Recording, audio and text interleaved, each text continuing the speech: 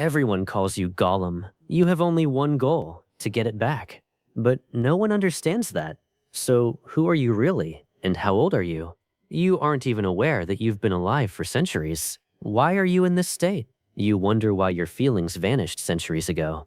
You're searching for the answers to these questions. You weren't always like this. You used to laugh too. You weren't born this way. Your real name is Smeagol. You're a hobbit from the river folk. You live near the Gladden Fields. You belong to a large family led by your grandmother. Ever since you were young, you've had a very curious and inquisitive mind. You're interested in secret rivers, pools, and the depths. Fishing is your favorite daily activity. On your 20th birthday, you're fishing with your cousin Diegol. A huge fish pulls Diegol into the water. Diegol falls into the river. When he emerges from the water, he finds a ring glimmering at the bottom of the river. At first, you're under the ring's spell. Since it's your birthday, you ask Diegol to give you the ring as a gift, but he refuses. The two of you stand by the riverbank, looking at the ring. A short while later, you head home with the ring in your hand. Diegol remains lying by the riverbank. The ring has already cast its spell over you. You don't even know what you're doing. This is exactly how the ring last took hold of Isildur. Isildur lost the ring centuries ago. Now, it has found a new bearer. After returning home, you don't tell anyone. You discover the ring's power of invisibility. You carefully watch your neighbors and observe their behavior. Before long, you become a pariah. They shun you with hurtful words. In secret, you rummage through their belongings. You begin to isolate yourself. You start muttering, and a strange sound begins to emerge from your throat. That's why they start calling you Gollum. Finally, your grandmother kicks you out of the family. After your exile, you walk along the Anduin for a very long time. Just as you're about to collapse from hunger and thirst, you find pools by the bank of a stream. You quench your thirst and are forced to fill your stomach with raw fish.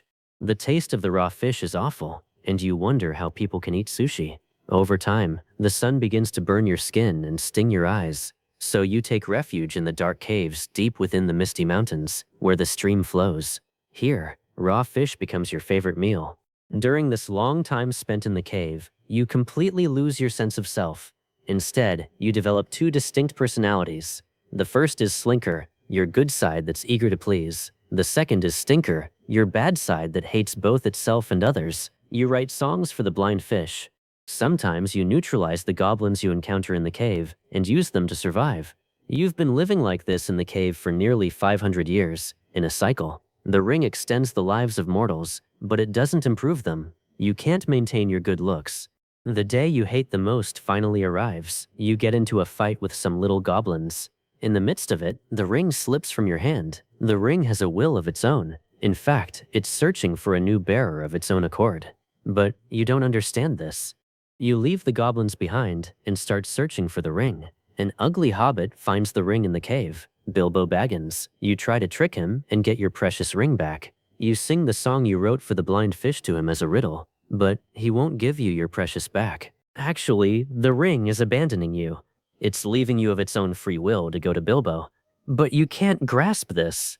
Bilbo runs away from you. You shout after him like this: "Thief! Thief, Baggins! We hate him forever. We curse him. We must hate him."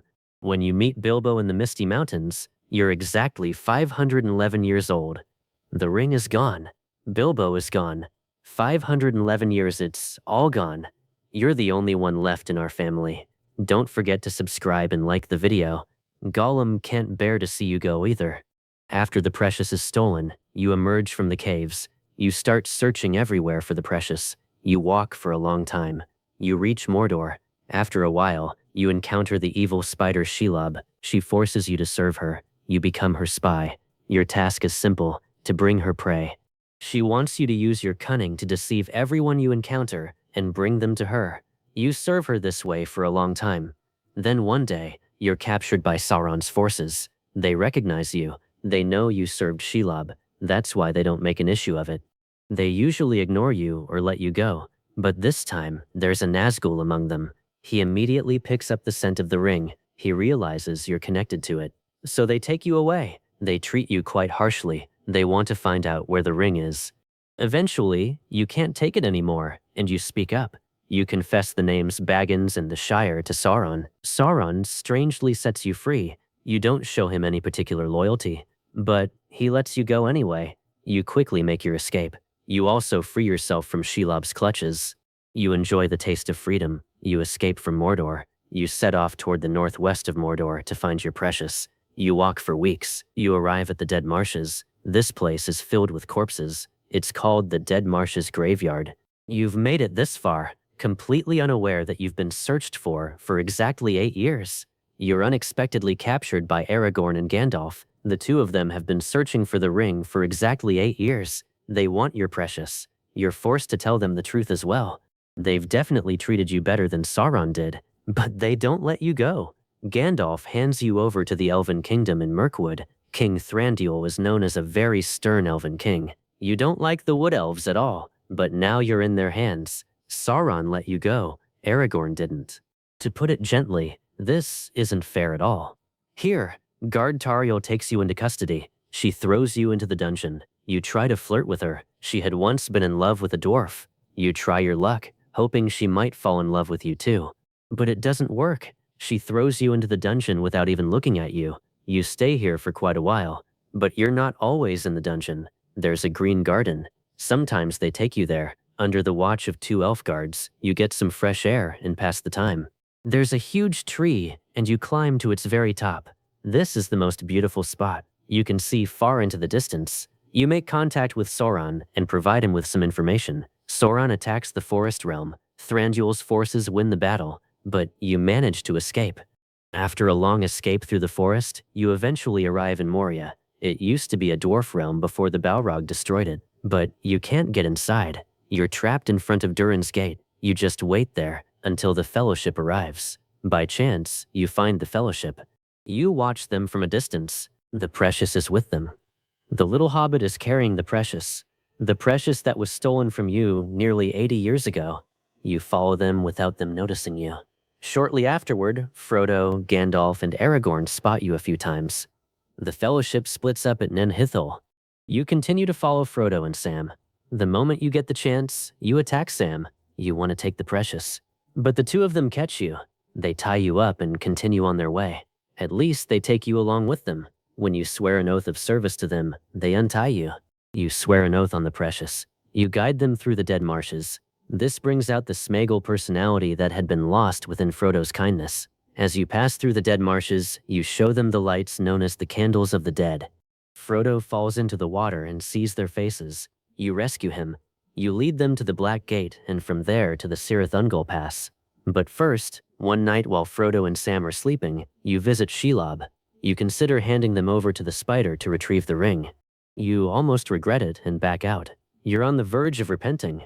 But then Sam wakes up and starts speaking very harshly. Your last hope for repentance vanishes. You get rid of Sam and take Frodo to Shelob. Shelob catches him. Just then Sam returns. He fights Shelob to save Frodo.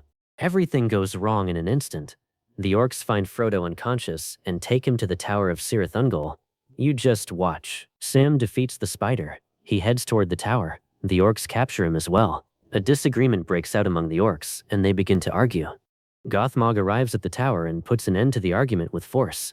Meanwhile, Frodo and Sam manage to escape. You continue to follow them. They make their way toward Mount Doom via Isenmuth. You wait for an opportunity to take the ring. You follow them from Mordor to Mount Doom for 11 days. The weight of the ring has begun to wear Frodo down. Frodo finally collapses to the ground. He can no longer walk. But Sam begins to carry him on his back. As you approach the mountain, you attack Sam from behind. Frodo continues toward the mountain. Sam takes pity on you and simply leaves you lying there without harming you. You crawl away, but you keep climbing the mountain after Frodo. Frodo stops in front of the Crack of Doom, but he doesn't throw the ring down into the volcano's flames and lava. He slips the ring onto his finger. Sauron's eye immediately spots Frodo. The 8 Nazgul begin racing toward the mountain.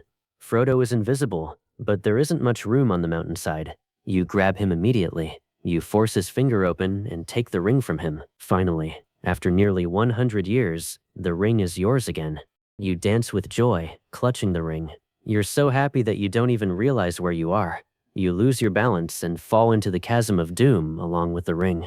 Your last words are, "My precious." You had only one goal, to get it back. After you got it, you lost everything. Everyone called you Gollum. You could never be Smeagol.